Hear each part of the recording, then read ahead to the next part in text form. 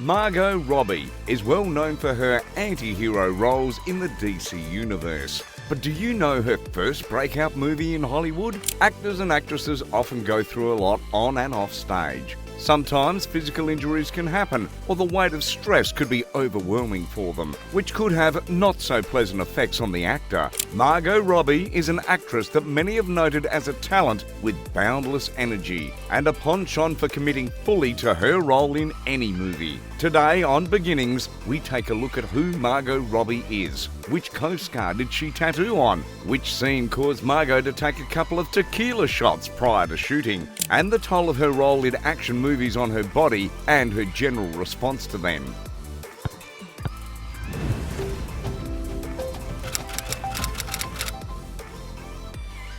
Growing up in a broken home. The Australian actress was born Margot Elise Robbie on the 2nd of July 1990. She was born to the household of Doug Robbie and Sarah Kessler in Dalby, Queensland. Her father owned a farm and was also a sugarcane tycoon, while her mother was a physiotherapist. She is the second daughter and third of 4 siblings. She has 2 brothers and a sister, Lachlan, Cameron and Anya respectively. She and her siblings did not enjoy the luxury of growing up in a home with both parents, because after Margot turned 5, her parents divorced. She and her siblings had to stay with her mother and had hardly any contact with their father. The family moved to their grandparents' house on a farm in the Gold Coast hinterland, where Margot spent most of her childhood. Margot has always loved television, and she spent much of her childhood watching and reenacting things she watched for the family. She would put on in-house shows and perform magic tricks for fun at home. If her siblings were interested in learning the tricks, she would ask them to pay. As she grew, she continued showing her boundless energy, and her mother eventually registered her in a circus school. There, she excelled at trapeze and got a certificate of excellence when she was 8 years old. She went to high school at Somerset College and studied drama there. At the early age of 16, Margot began to work. She was not working just one job, but 3 different jobs. She worked at a Subway restaurant, at bars, and clean houses to make money. This was while she was still a student. Starting out as an actress. When she graduated from college, she began to work in commercials and some indie movies, including ICU, Vigilante, and City Homicide. She acted in a children's television series, The Elephant Princess, which also co-starred Liam Hemsworth. This was after she had moved to Melbourne.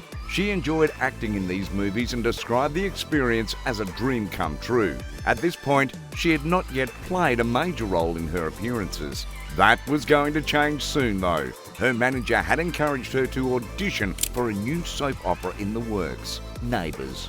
She began to play Donna Friedman in the soap opera in 2008. Initially, her role was not supposed to be big, and her acting was so good that she was made a regular as time passed. She was nominated twice for the Logie Awards during her 3-year run as Donna. Coming to America.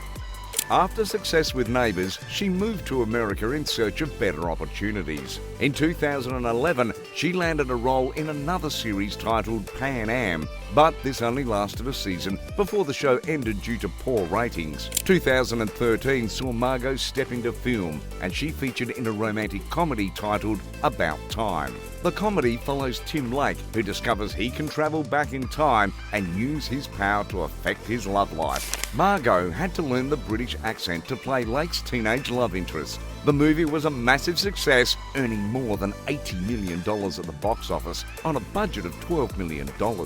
That year, Margot got her breakthrough role in Martin Scorsese's highly controversial yet highly successful Oscar-nominated movie, The Wolf of Wall Street. She played the role of Naomi LaPaglia, the wife of Jordan Belfort, who Leonardo DiCaprio played.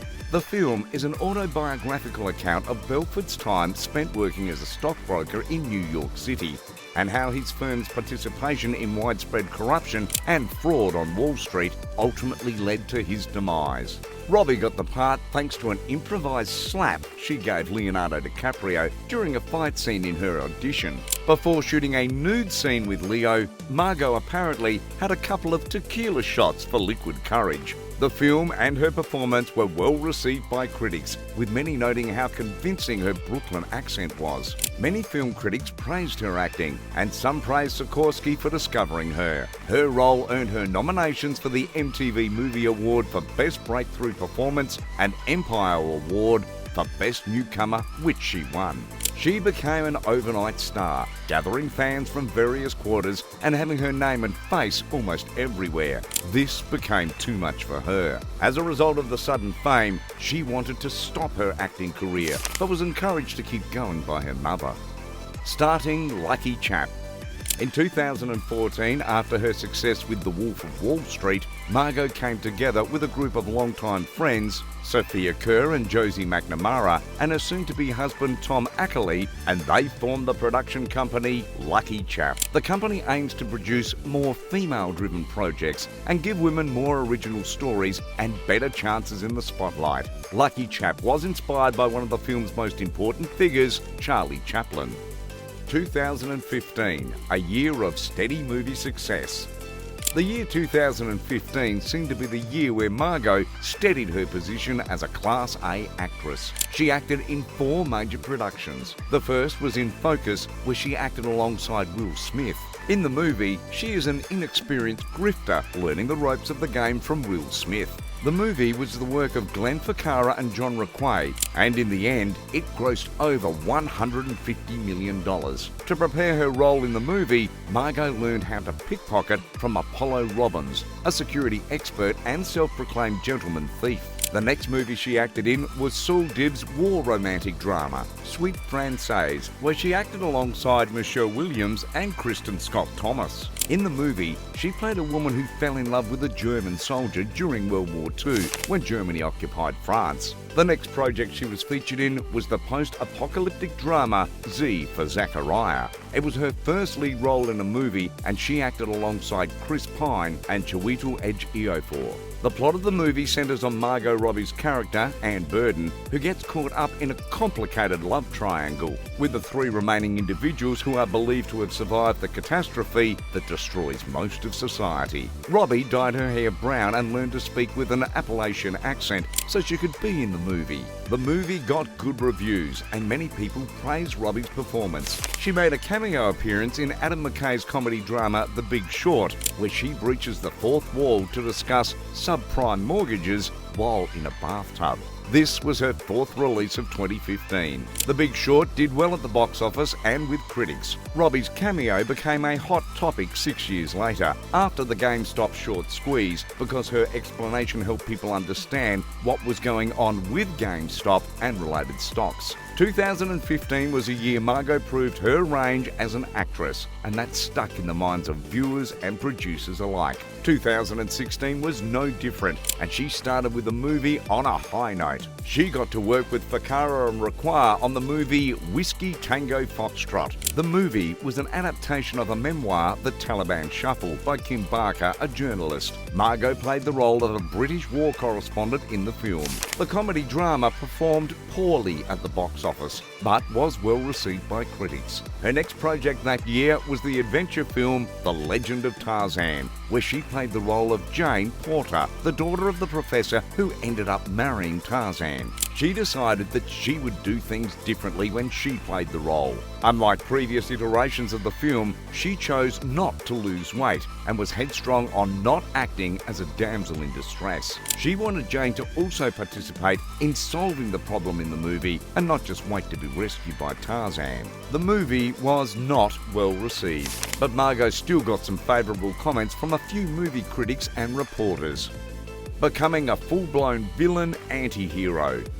The year 2016 saw Margot become the first person to play the role of Harley Quinn in a live-action movie. The 2016 Suicide Squad movie, directed by David Ayer, featured other heavyweight actors like Will Smith, who played Floyd Lawton, Deadshot, Jared Leto, who plays the Joker, and Viola Davis, who plays Amanda Waller. When asked about Harley Quinn, Margot confessed that she did not know much about the comic figure, but she was willing to do the character justice in the movie. She started started her preparation for the movie 6 months before it started filming. Her preparation entailed severe training in boxing, gymnastics, holding her breath underwater, and aerial silk training. Most of her stunts in the movie were done by herself. Suicide Squad did well globally, becoming the 10th highest grossing film of 2016, earning more than $700 million.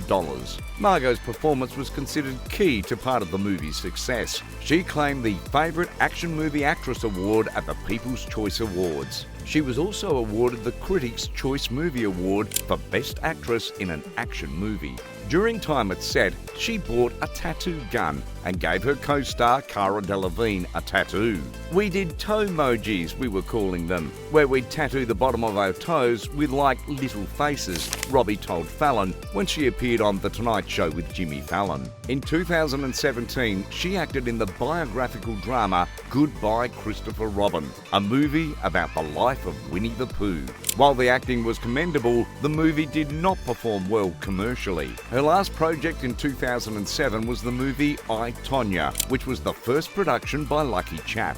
It was a movie based on the life of Tonya Harding and how she assaulted Nancy Kerrigan, her rival. Margot played Tonya and had to do extensive training to fill in the role she played. Her performance was lauded and earned her a lot of praise and award nominations, including an Academy Award, a BAFTA Award, and a Golden Globe Award, among others. She made history when she was nominated for an Academy Award for playing an actual Olympic athlete. Robbie started 2018 by lending her voice to Flopsy Rabbit in Peter Rabbit, a computer-animated comedy directed by Will Gluck and based on the Beatrix Potter books. The animated film made $351.3 million worldwide on a budget of $50 million, making it a financial success at the box office. 2018 ended with Josie Rourke's historical drama Mary, Queen of Scots. Saoirse Ronan played the lead role, and Margot Robbie played her cousin, Queen Elizabeth